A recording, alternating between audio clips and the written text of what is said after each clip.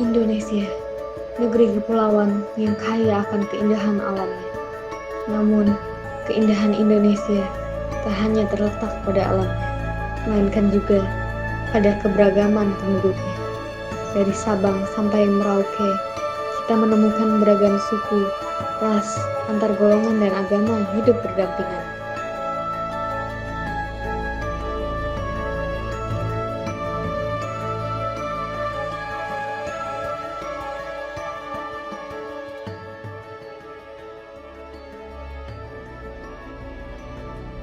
Bayangkan, ratusan bahasa daerah, ribuan tradisi unik, dan beragam kepercayaan yang saling melengkapi.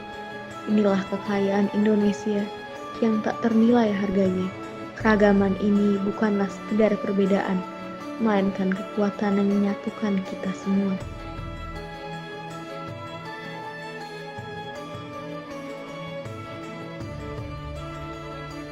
Keragaman ini terkadang diuji dengan tantangan, namun dengan semangat kebersamaan dan toleransi, kita mampu melewati setiap rintangan. Kita membangun jembatan, bukanlah tembok pembatas.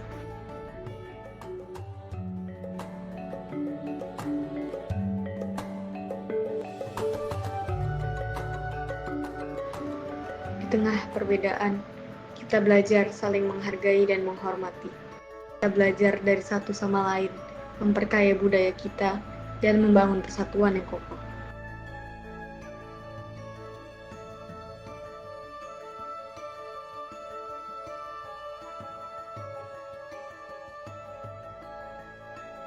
Masyarakat Indonesia terdiri atas dua ras besar, yakni ras Mongoloid Melayu di wilayah barat serta Melanesoid Papua di timur. Terdapat 5 ras utama di Indonesia, yaitu Melanosoid Papua, Mongoloid Melayu, Australoid Wedoid, Mongoloid Asiatik, dan Kaukasoid. Ras Mongoloid Melayu merupakan ras utama suku-suku besar di Sumatera, Jawa, Kalimantan, hingga Sulawesi. Ras ini berkulit coklat kekuningan dengan rambut lurus dengan tubuh agak kecil. Sementara itu, ras Melanesoid Papua menyebar dari Papua hingga Maluku, terutama di Kepulauan K dan Aru. Ras ini berkulit coklat kehitaman, berambut keriting dengan tubuh agak gempal. Di wilayah pesisir Papua hingga Maluku, ras Mongoloid Melayu dan Melanesoid Papua telah bercampur selama berabad-abad. Campuran ras juga terjadi di daerah Nusa Tenggara Timur antara ras Mongoloid Melayu dengan ras Australoid yang masih berkerabat dengan ras Melanesoid Papua. Maka banyak suku di Nusa Tenggara Timur berciri seperti berada di antara ras Mongoloid dan Melanesoid. Beberapa suku kecil seperti Mentawai, Enggano, Kubu, dan Sakai di Sumatera hingga orang Tomuna di Pulau Muna, Sulawesi Tenggara disebut memiliki ras yang berbeda, yakni Wedoid. Ras ini serupa dengan ras orang-orang Sri Lanka. Ras ini juga sudah bercampur dengan ras Mongoloid Melayu. Selain suku-suku yang dianggap asli karena sudah ditinggal di Indonesia selama ribuan tahun, terdapat juga suku-suku keturunan asing yang juga sudah berabad-abad ada di Indonesia. Yang dominan adalah keturunan Tiongkok dan bersama keturunan Jepang dan Korea mewakili ras Mongoloid Asiatik. Juga keturunan Arab, India, hingga bangsa-bangsa Eropa yang mewakili ras Kaukasoid. Semua ras tersebut ada dan bercampur baur satu dengan yang lain di Indonesia. Keberagaman inilah yang ikut memperkaya kebinekaan Indonesia yang membanggakan kita saat ini.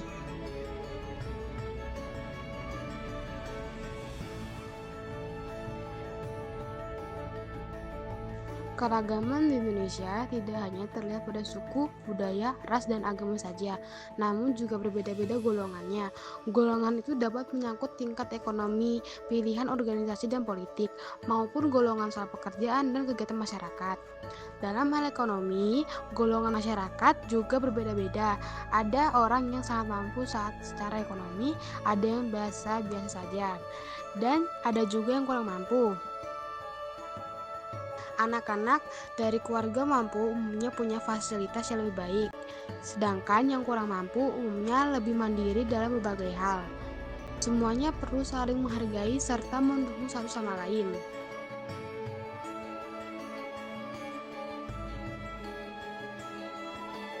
Profesi atau jenis pekerjaan juga dapat menjadi golongan membedakan warga. Petani misalnya lalu bergabung dalam organisasi Himpunan Kerukunan Tani Indonesia. Nelayan bergabung dalam Himpunan Nelayan Seluruh Indonesia. Wartawan bergabung dalam Persatuan Wartawan Indonesia, dan lain-lain.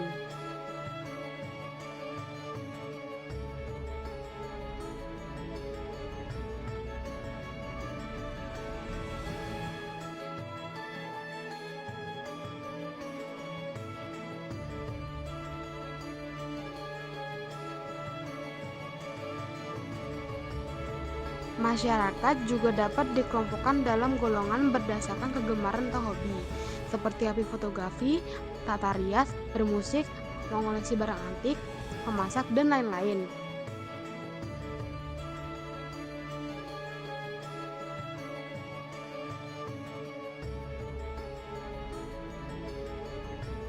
Organisasi serta pilihan politik setiap warga juga beda. Yang satu lebih suka mendukung organisasi tertentu dan memilih suatu partai. Yang satu lagi aktif di organisasi lainnya serta menjadi anggota partai berbeda. Maka golongan masyarakat menyangkut organisasi dan pilihan politik pun bisa berbeda-beda.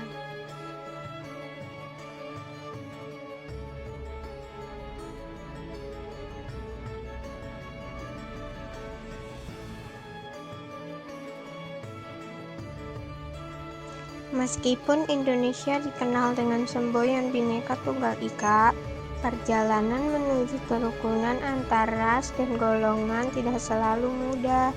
Kita masih menghadapi berbagai tantangan seperti konflik sosial yang terkadang dipicu oleh perbedaan agama, suku, atau kepentingan ekonomi. Data menunjukkan peningkatan kasus intoleransi dalam beberapa tahun terakhir yang ditandai dengan munculnya diskriminasi, kekerasan, dan ujaran kebencian. Wilayah-wilayah tertentu di Indonesia juga lebih rentan terhadap konflik yang seringkali disebabkan oleh faktor-faktor historis, ekonomi, dan mengatasi hal ini, pendidikan tentang toleransi dan saling menghargai sangatlah penting. Peran pemerintah masyarakat dengan krusial dalam menciptakan solusi efektif. Kita perlu terus belajar untuk hidup berdampingan dengan damai dan saling menghargai.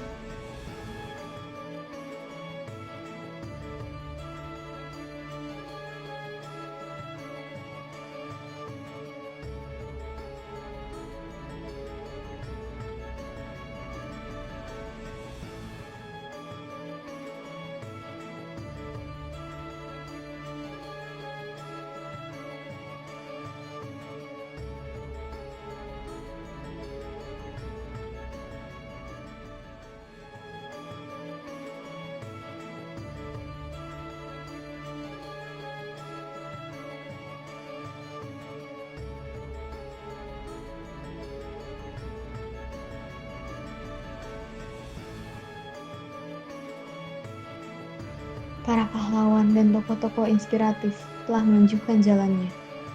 Mereka mengajarkan kita betapa pentingnya persatuan dan kesatuan dalam keberagaman. Mari kita jaga dan lestarikan keragaman ini, agar Indonesia tetap menjadi rumah bagi kita semua.